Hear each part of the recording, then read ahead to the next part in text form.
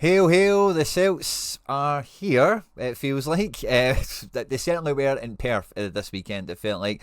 Celtic this weekend went away to the McDiarmid Park, went away to St Johnstone, in a game that had that party atmosphere coming into it. You know, even the preview of the match here on the channel, we thought it was going to be party time. The whole of McDiarmid Park was awash with green and white. You know, the seats were sold out, the sun was beaten down. We had no midweek game to prepare, to interfere with the preparations coming into this game. But nothing else really went Celtic's way as St Johnstone got a famous victory and beat the Hoops by 1-0. In the video today, we're going to break down really everything that in this game. What we've seen is a lot of we've basically seen everything Celtic doesn't have, and all of the little kind of chinks in the armour that, throughout the amazing periods we've had in this season are always kind of footnoted, even in the wins and the good performances we've had here on the channel so far this season. They were all kind of laid out there to bear for everyone to see, and they were really the difference between, St Johnstone winning this game and Celtic potentially actually getting something out of this match. So in the video today, we'll kind of go through all of that as best we can. Because there's no goals or really too many key match incidents in this one, I don't think we'll be kind of going through play by play or whatever, but we'll definitely be laying out, what we've seen from everyone. Match ratings, of course, as always. And like always, guys, on these videos, leave your comments down below what your big takeaways were, what you thought the missing piece of the puzzle was, the problem of the day, whatever it might have been that stopped Celtic hitting the back of the net and actually getting some out of this one. At any point in the video, if you do laugh, you learn, you like something or whatever, please do like and subscribe to the channel for more content like this. We recently broke through 11,000 subscribers and we are flying towards 18,888 subscribers, and we cannot do that without your support, guys. So if you do enjoy the content here, hit subscribe for more, of course, and hit the like button if you enjoy the video itself, obviously. And yeah, let's just get stuck straight into it, because this is a game that we don't really want to keep lingering around for too long. This is definitely something we want to move past and move onwards and upwards here from here on in with. Brendan Rodgers' post-match comments does give us reason to believe that the manager has taken no prisoners in the aftermath of this one, and rightly so. The team was quite expected in terms of the starting 11 that we had here. On the prediction video that we had on the channel, the preview stream that we did on Friday, I had Austin Trusty coming back into this one just with exactly what we've even seen previously this season with Liam Scales, for example, losing his place in the team when Trusty was back fit and available. It felt like Naroki, and do you know, it's weird, like Naroki's had a lot of support to play this match before it, and even in the aftermath, a lot of people are kind of bringing up like Naroki was hard done to and all the rest of it.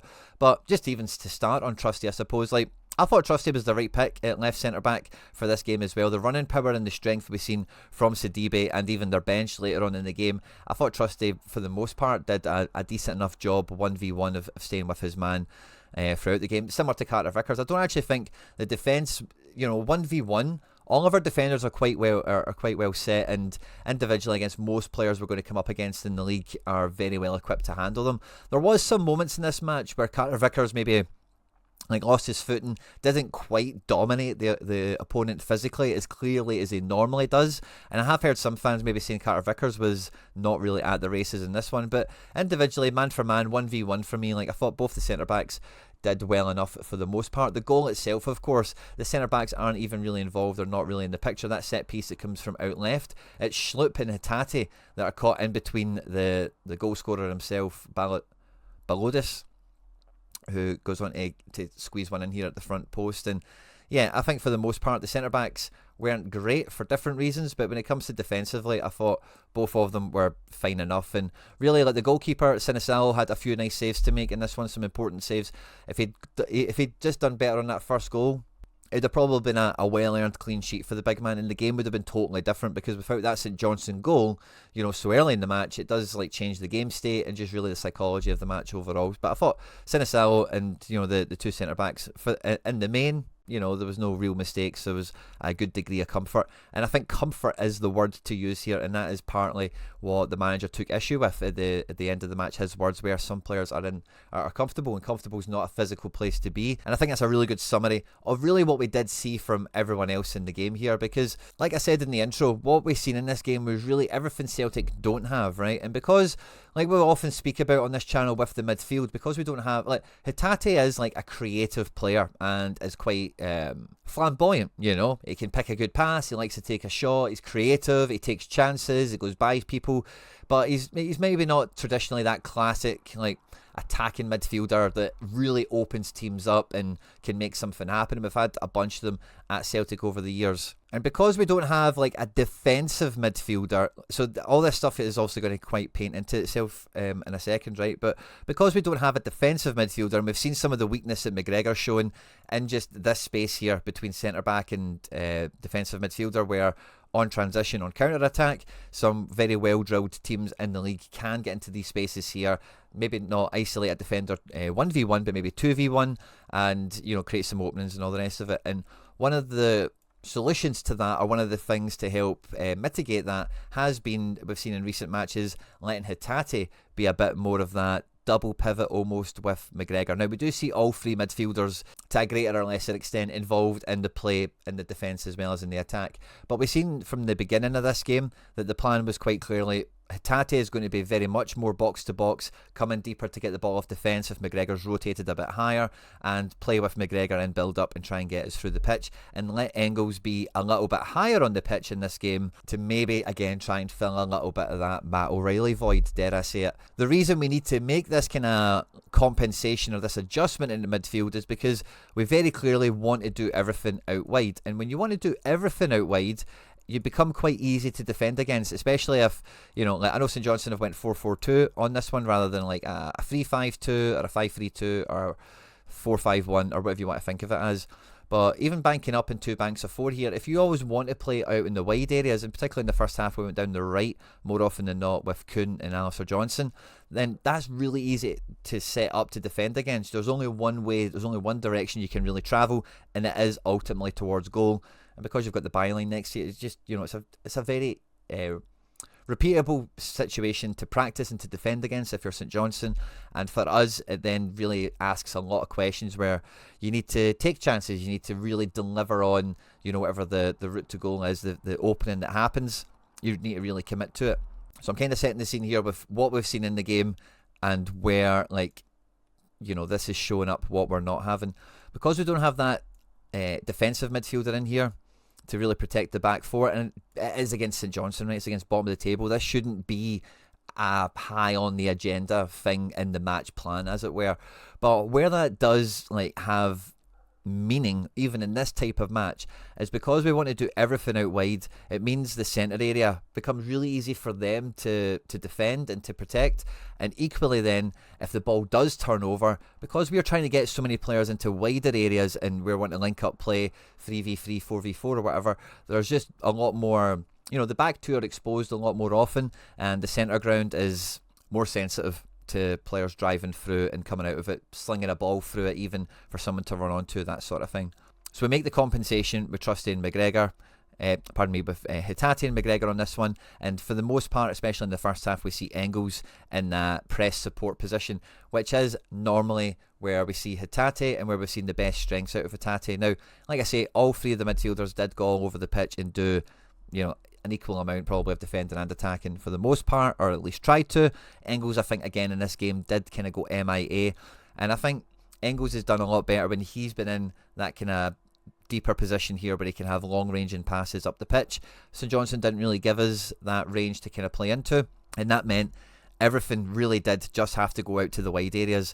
And I thought Nicholas Kuhn's getting a good amount of attention or flack over the last week or two. Has he checked out and all the rest of it? And I thought he did okay in this game, but I think it's really summed up with the chances not pushed over the line. The rebound from Daizen Maeda's chance where he's burst into the box here, smashed one at the keeper, made something happen, and Kuhn should be throwing his body on the line to get that over. And for me, that really crystallised what it is we're all seeing with Nicholas Kuhn is he doesn't want to get injured. That's really what we're seeing from him. Is he's still on the ball, he's still driving by people, he is still creating chances, he's still playing in pretty good balls, and although like today nothing materialised, you only need to wind back a week and it was a kind of similar story where if you think about Daizen Maeda's like flick on header for Jota's goal, that was Nicholas Kuhn that created that chance as well. Doesn't directly get credited with the assist, of course, just because of the way things going, and maybe it's easy for people to forget that type of stuff. But Nicholas Kuhn he's been fine, you know, over the last couple of weeks where people have been disappointed in him, and that's partly as well because the standards he's set are so high. But what I think it really, like I say, that chance crystallised for me is Nicholas Kuhn is not wanting to get injured. Why is that?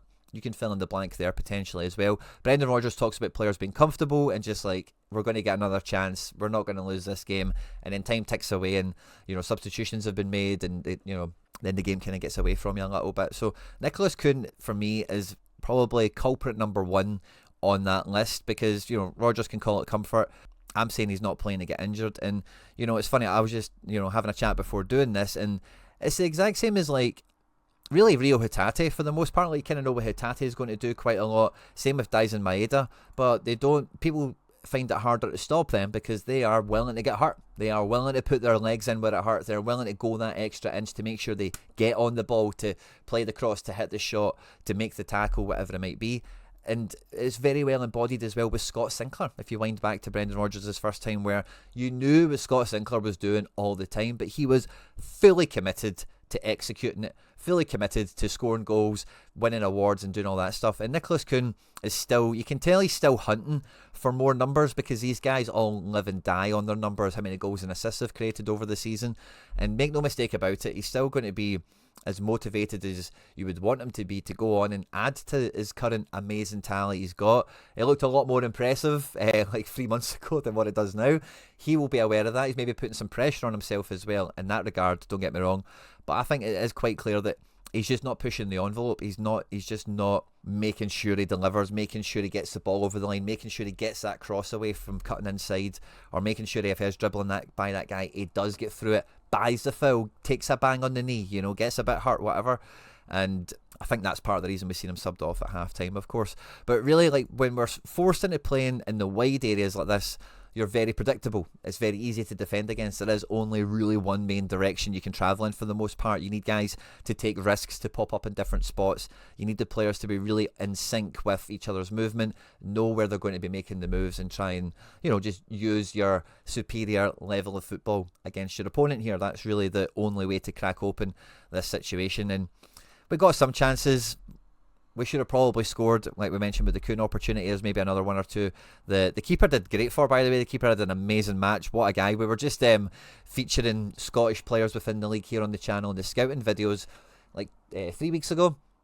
And I think it might have been in the preview to the St Johnstone match, but St Johnstone have had like 4 goalkeepers this year, and I think this might be the first time I've seen this guy Fisher, certainly, but he left a big impression. It's probably not something that would be on our radar or anything like that, obviously, but fair play to him. He played an amazing game, ultimately ended up with a clean sheet. But he'll know himself, on another day we could have scored a hatful of goals in this match. We had good opportunities, and he was at his best. He's really playing out of his skin, is ultimately what I'm saying here. Now, I thought the halftime changes from Rodgers were brilliant, right? But just before we get on to the second half, kind of what we've seen in terms of changes and dynamics and whatever, like when I'm talking about Fisher, the goalkeeper here, if you think about the chance that they scored, that is for me the first thing that I leave this game very clear that we are still totally missing, and that is a goal-scoring centre-back. Because as this game went on, the main currency of the match was corners, deep throw-ins, and we could easily deliver balls in from wide areas, and especially at set pieces. Like over this season, I've not went and counted the goals. I'm sure one of you amazing guys in the comment section might go and do that for us. But I think like Scales got 1 or 2 goals. Maybe one of them was last season, but like Scales has scored 1 or 2 from corners. Vickers has scored like 1 this season, maybe like 1 in the last 2 seasons or something. Trusty's scored. Trusty's in his first season, so that's less of a conclusion that can be drawn from that. He's still early in his Celtic career, of course. And even if you want to add Naroki into this, I don't think Naroki is a goal scoring centre back. But even if you wind back, Starfelt, Jens, like none of these guys that we've had at centre back, would you put Julian into that category? I think Julian was a goal scoring centre back. We've not had anyone that sincerely could score 5+ goals from centre back for 3-4 years. Now again, on the laundry list of what we need from a centre back, like it's probably a bit of it's probably quite far down the list, don't get me wrong, right? But it is still something that, again, in this modern era of football where we want our centre backs to be able to play with the ball and be able to pass it, you're kind of sacrificing that sometimes for, like, when I'm thinking about this, I look at Feyenoord, right? Now, we've recently played Feyenoord, you might remember the game. I doubt you watch much Dutch football or whatever, but they've got a big guy at centre-back by the name of Hanko, right? And he's not young. He's like 28, 29. He's been playing his best football for them, like in his late 20s. And see, if you watch him, he is just a brute of a centre-back. Like, he can still pass and stuff like that. He scores goals. He's not like super prolific, don't get me wrong. But I remember watching him play us and just seeing Feyenoord in the Champions League and all the rest of it anyway, and thinking, like, yeah, we've got a guy like that in Vickers, I suppose, but that guy's just got another edge on him where he's like just a brute of a centre-back, like just powerful, loves smashing people, loves, like, and it's not even that he's a foul merchant or gets booked all the time or whatever, but again, in this type of match, when you've got centre-backs like that are like made of brick, essentially, the bricky style or whatever, then one of them is going to just put their head on something and put it in the back of the net. And we just don't have that, you know, quite clearly. And you can talk about deficiencies in the Rockies and Trustees and Scales till the cows come home, but none of them give us something like that. And in this type of game, we might not need that. It might have helped us in some other matches we could probably talk about again till the cows come home, no doubt. But in this match, especially when there isn't that much, there's not many different ways to carve the opposition open here, because we're so reliant on the wide areas that when those set pieces do come, we're not even able to really capitalise upon them. The best set piece we had was when Hatate takes it short and smashes it off the post. You know, like, we have absolutely nothing to give from set pieces. Even Adam Ida isn't like a headerer of the ball. You know, he's not an aerial threat, a powerhouse dominance or anything like that. Arne Engels is often taking them, even if he would be good in the air. Who knows? Nobody knows. You know, so yeah, I think that's the number one thing. There's 3 things I've got written down, but we've kind of touched on one of them, I suppose. We'll kind of underline that again in a second. But we've got no goals from centre back, which is a very, like, it's a weird thing to kind of hold against the team. But really, like, Vickers, I don't think you can really ask more of Vickers. I don't think he's that tall, that imposing as a centre back. Trusty, I'd like to see him be a bit more like, throw yourself at the ball, smash it in. And Scales, I think, like, Scales has maybe got a bit of that in him, but Scales has played enough games where you can say, like, he's not, like, got that in him, like, as a natural quality. He has done it a few times, and I think Scales has shown he can progress, so I would maybe back him out of the current incumbent defenders to be the most capable of scoring 5+ goals a season, but I don't think that's much of a competition to be won. I've been saying it for the last 2 or 3 weeks, and I think a lot more Celtic fans are kind of seeing the kind of writing on the wall here. I don't think Jeffrey Schlupp has much of a future at Celtic beyond this season. He's done fine. I think in this match he was fine again as well, but what I think we're really seeing in this game is just a one-dimensional performance, you know, where he didn't really give us anything in support in the attack, and even 1v1 defending, like, he wasn't clearly like a difference maker compared to traditionally what we've seen previously from Alistair Johnson and what we expect to probably happen when Kieran Tierney returns. It was just like a proper, like, 5 out of 10, just really did nothing. And I thought the half-time change for Schlupp for Taylor was an absolute masterstroke, to be honest with you, from Rodgers, because we don't normally see half-time subs from Rodgers this season, never mind a double half-time sub. And I thought both subs were absolutely bang on the money, because one thing you're going to get from Yang is complete commitment. His body is on the line. He will put his head where it hurts. He does not, and we've seen that in the game, bangs his shoulder up and he just goes marching on still. So you get an extra bit of commitment, an extra bit of courage, let's just call it, on the wide area with Yang. And with Taylor, because again in this match, we never really spoke about it there because I just deleted them, but Schlupp was like inverted. He was coming inside to midfield quite a lot, and it wasn't really doing anything. And the problem with that is, and this is why I was so glad to see it, because, you know, again, really interested to see what your thoughts and feelings were, but watching the game, you can see Schlupp was coming inside, but if you're just putting Schlupp in inverted fullback, pretending he's defensive midfielder here, you're missing the point of what Taylor gave us in here, because in this match, and going with everything that we've laid out here, this is the perfect game for Greg Taylor to play in his Ange Ball style. I'll just say it. We never stop, inverted fullback, full commitment. Now, the problem with him is he's been kind of out the team for a couple of games, so he's maybe not quite at full sharpness. And we've seen a little bit of it from Taylor, right? But when Taylor has been in this position here and been at his best, you know, playing all the time, full license to make the team tick, he is the overload. He has been the creative, attacking midfielder. Like, and I've said it enough times on the channel, where Greg Taylor has went through periods in the Celtic team of being our most important player creatively, because he would pop up in these spaces here, like you would expect a left-sided player to do anyway, of course, but also comes into midfield. And famously, of course, we would see him on the right-hand side of the pitch. If he found the time and the space to get over here, he would link up play. And that, see, for like 2 banks of 4 and these guys that are looking to man mark, protect the space or whatever, you need to have a cheat code. You need to have a rule breaker. You need to have someone that is just going to go where the ball is and just make it even harder for them to defend against and force the issue, push the envelope.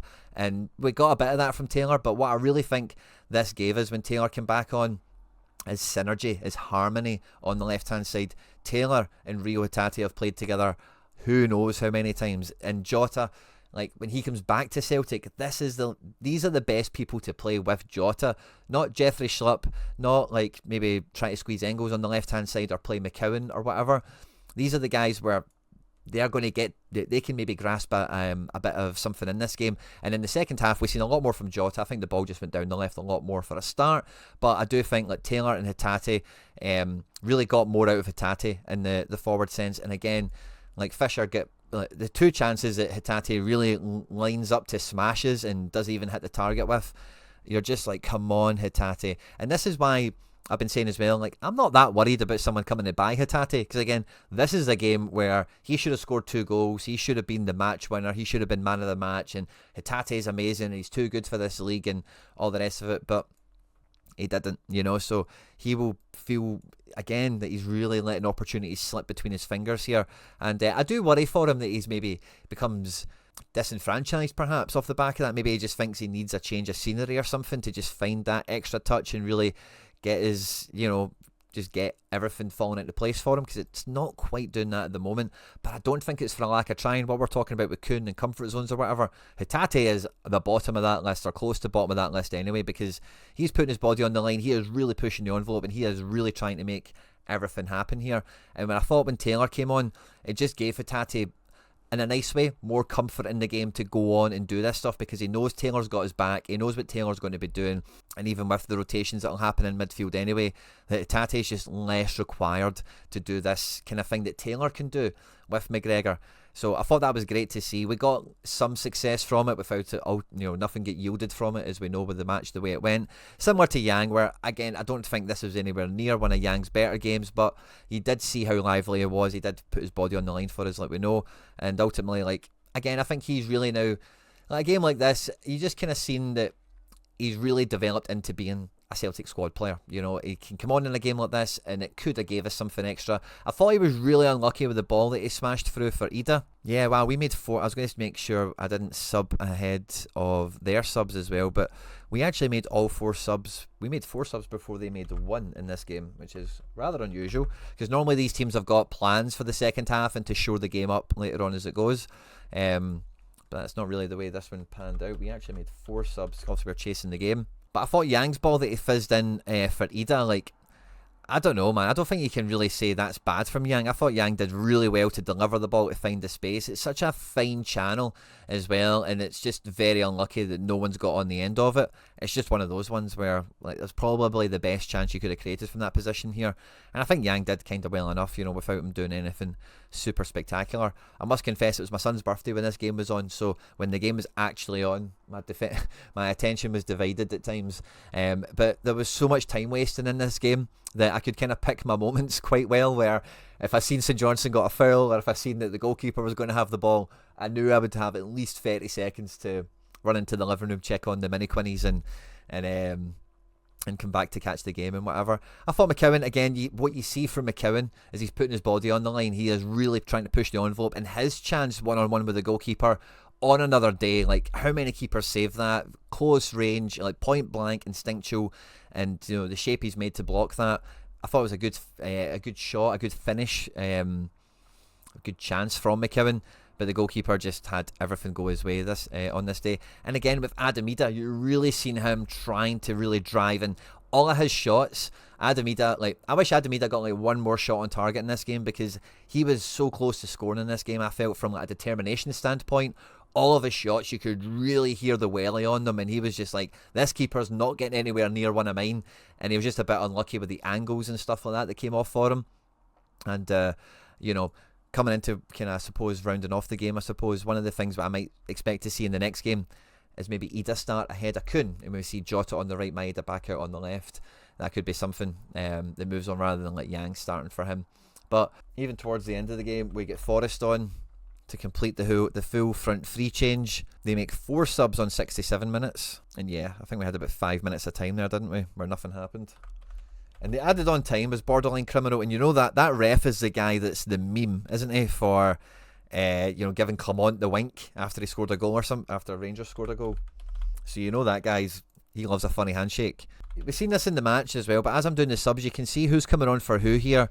Kilmarnock actually had, St Johnstone actually had, like, as much as they've not got the same strength and quality that we have, they actually used their bench pretty well. And, they've used, like, Kimpioka for Sidibe, Nicky Clark has came on whenever they've brought off Carey, and Spranger coming on later in the game. Like, they kind of used their players to the best of their ability in this game, so good resource management from them. Got to give them some plaudits. But the second thing I was trying to really highlight here when I'm talking about the impact Taylor had positionally, harmony wise within the squad or whatever, is it kind of gets Hatate off the leash a bit more, and we've seen a bit more from him.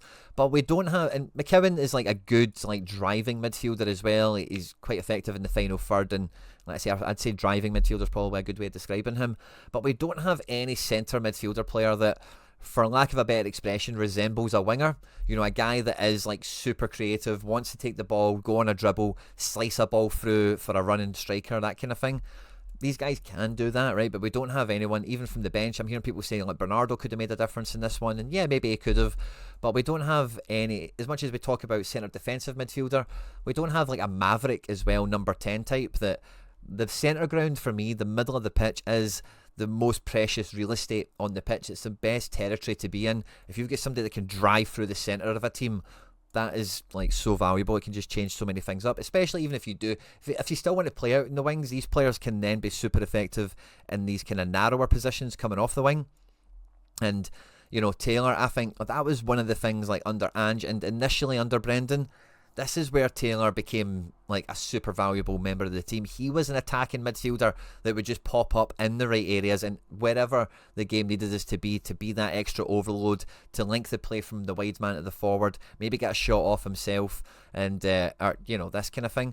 And yeah, he comes on. He doesn't really show that in this game, of course. I don't think that's the instructions he's got. I think it's much more of just the kind of cover in centre defensive midfielder and have the ability to maybe play out in the wide areas. But we don't have anyone that's really able to take initiative in the centre ground. And the third and final thing I would say this game really crystallised for me that we still don't clearly have in the makeup anywhere. And we've seen this even earlier in the season when we got some joy with Kyogo playing out wide before he went because of injuries and stuff like that. And, there was a lot of speculation of, could we do some different things, in these types of matches to like throw the kitchen sink at it? And we don't. Ida coming on for Maeda feels borderline criminal. And although, yeah, we've still got Forrest on the bench and he comes on for the last 15 minutes to do something, like, and we've got the options on the bench now, so we don't need to throw people on for 90 minutes. Maeda is the most informed striker in the team, in the country, by a mile. We are losing 1-0 and we're taking him off on the 61st minute for Adam Ida, rather than like taking off a centre-back. Like, take off Vickers or Trusty at this point. Just go for it a bit more. So, as we come to look at the player ratings, it's actually a little bit better reading than you might think for a game like this. The standout player on the day, the top rated player in the match, was Andrew Fisher, the man of the match himself. He made 9 saves in this match, 6 shots saved from inside the box, and I think one of them from Hatate and one of them from Forrest should have been goals. A good high claim, a punch, a couple of diving saves. Guy played the game of the season. The second highest rated player in this match was also from St Johnstone. It was Daniel Balodis, the goal scorer, and he had a very impressive defensive performance, 9 clearances, blocks. Jules won and lost, not that incredible. Not actually that much in terms of even passing or anything like that, but the goal makes a big difference. But yeah, looking at Celtic, it's quite interesting to see that the bench actually has a lot more positive performances in this than some guys that played a lot longer. Our highest rated player on the day was Cameron Carter-Vickers, who, without a clean sheet bonus, also made a tackle, 9 effective clearances. Jules won 11, only 4 Jules lost, 7 possession lost in the match, which all came from missed passes. So I don't know if that's something to highlight or not. But otherwise, he got 119 accurate passes. 23 of them went into the final third. And we didn't really highlight it on the tactics board. But again, I think there was elements of this match where, again, you see that Vickers and Trusty just don't have incision in their passing where they can hit the striker on the deck or, skip a line, miss a man out kind of thing. So for guys that are on the ball so often, it's kind of a bit of a handicap. Was Trusty our second highest rated player? It looks like he was. He brought in a 63 out of 100 rating in this one with 7 clearances for himself. He made a foul, got fouled twice. Also 119 passes. So if Vickers touched the ball, Trusty touched the ball. 12 possession lost for Trusty. 9 of them came from missed passing. 7 duels won, 5 lost, 1 interception. Attempted to assist a ball into the box, nothing amazing. Hatate was very much close but no cigar in this game. Like, he played well. Like, he was just missing his goal, his assist, whatever it might have been from this match. He did kind of everything. He was getting involved in tackles and clearances. Duels won and lost is a decent percentage. The pass count up at 49 is pretty good. 13 missed passes, he'd maybe like to keep that down a little bit. 20 possession lost overall, throw-ins and stuff like that as well counts into that statistic. 11 balls into the box, which for a guy that doesn't take free kicks or set pieces is quite formidable. Only the one shot on target, which probably should have been a goal as well. And if he got another shot or two that he took on target, it could have been a little bit different. But outside of defence, our most effective player is probably the best way of putting it on this game, closely followed by Jota, who had a shot on target, won a couple of dribbles, 8 balls into the box for him as well. Duels won and lost is pretty nice. Possession lost and missed passing are acceptable for a wide player, but only 16 accurate passes is quite low. Not enough for someone of Jota's level, and for how often he was on the ball, I would think as well. 3 fouls. We always want to see the wingers getting his free kicks further up the pitch. Kuhn, who only got the first half in this game, what does the tail of the tape say for him? He won a tackle, which is nice to see, winning the ball back for us. Duels won and lost is negative, so -4 on the duels is not good at all. 8 possession lost, which came from 5 missed passes, probably goal kicks and throw-ins again. Only 13 passes. He made an interception, so he is still quite fiery trying to win the ball back, but like we can see with the duels there, he's not just getting by his man, he's not maybe necessarily putting his body in where it hurts. And one of these duels he's lost has been that one on the goal line where he's not quite got to it. And in terms of an attacking output, 1 attempted assist, 2 balls into the box, and 2 dribbles won as well. So not terrible, I suppose, on paper for a first half, but we know we know what we've seen, didn't we? St Johnstone was our 3rd highest rated player on the day with a 53.7 out of 100. 1 clearance, no tackles. Duels won and lost is 1-1, net 0, so that's pretty poor. 2 interceptions. Yeah, a really uncharacteristically quiet game from Alistair Johnson. And again, he's maybe somebody we've missed out in the analysis, is someone that we'd normally see like crashing into the box and really just trying to push, I can't say that enough, but push the envelope, really try and make something happen here. So yeah, really tame from him. Sinisalo, we know he conceded the goal, but goalkeeping wise, we get 3 saves out of him, 2 shots from inside the box, a good high claim, a diving save as well, which you'll probably remember. 1 missed pass, 16 passes in the game. I thought he was fine. I don't think he was a problem at all in this one.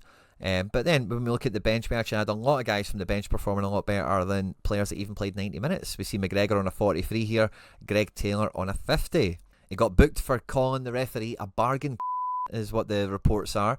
Probably need to bleep that one out. Effective clearances, a tackle. Duels won, very credible. Accurate passes for only playing half the game. Only 2 possession lost for Greg Taylor, 1 missed pass from that. And in the attacking sense, we maybe never quite got him into the box enough. But again, I thought, I want to see Greg Taylor play now for the rest of the season. Like, Schlupp has had his minutes, he's had his time. And let's give Greg Taylor now his lap of honour. He's been a great servant to the club. A modern day hero is probably the best way of describing him. And I think the team misses the synergy, the harmony that he's given us in that job, in that role. Adam Ida, I thought was, let's say, 1 more shot on target. I think he'd have probably scored.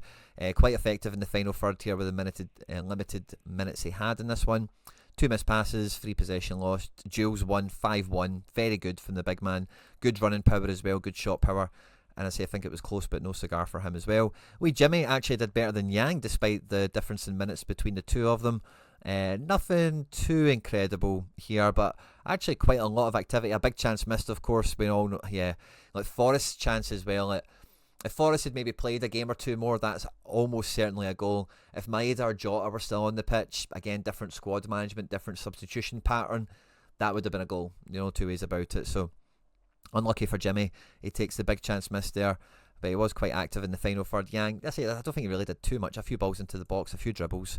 Jules won pretty well, 6 missed passes, 22 accurate passes, and nothing else really besides that, a couple of fouls for him, winning free kicks and stuff. So yeah, I could see a couple of changes. I could see, like, Edan Taylor coming in to start potentially the next game, and maybe becoming the team that gets us over the line across this final furlong of the season to try and secure the treble and make a game like this like really just kind of fade into the memory.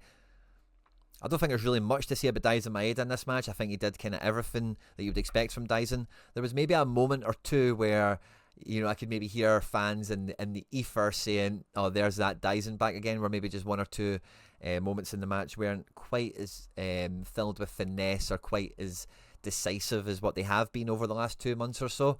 But really, like, I don't think there's any comment about Dyson in this one from me, positive nor negative. Similar to McGregor, I don't really think it's just a very neutral performance from him.